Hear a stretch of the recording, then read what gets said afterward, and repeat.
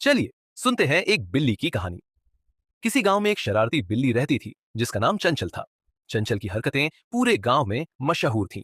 वह हमेशा मस्ती करने और दूसरों को तंग करने में लगी रहती थी। चंचल की सबसे बड़ी खासियत थी कि वह बहुत तेज और चालाक थी।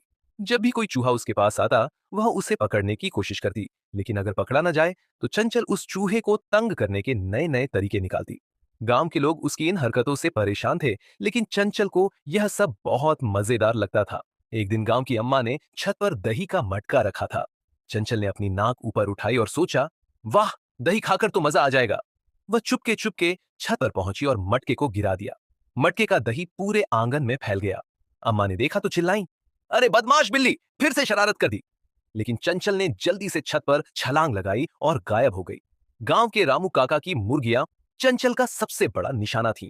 जब भी मुर्गियां दाना चुगने जाती, चंचल छुपकर उनके पीछे जाती और जोर से म्याऊ करके उन्हें डराती। बेचारी मुर्गियां भागकर चारों तरफ छुप जाती। रामू काका ने कई बार चंचल को भगाने की कोशिश की, लेकिन वह इतनी तेज थी कि कोई उसे पकड़ नहीं पाता। एक दिन गांव के सभी लोग चंचल की हरकतों से तंग आकर एक योजना बनाने लगे। उन्होंने चंचल को सबक सिखाने के लिए दही के मटके के पास जाल बिछा दिया। जैसे ही चंचल मटका गिराने पहुंची, वह जाल में फंस गई।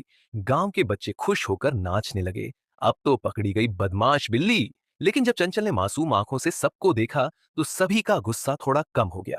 उन्होंने उसे छोड़ दिया, लेकिन एक शर्त पर, अब से चंचल गांव के किसी भी सामान को नुकसान नहीं पहुंचाएगी। चंचल ने म्याऊ म्याऊ करके अपनी सहमति जताई और सच में बदल गई। अब वह गांव की मदद करती, चूहों को भगाती और मुर्गियों की रखवाली करती। धीरे धीरे वह सबकी प्यारी बन गई। इस कहानी से हमें यह सीख मिलती है कि शरारत करना मजेदार हो सकता है, लेकिन दूसरों को परेशान करने से अंत में मुसीबत ही आती है।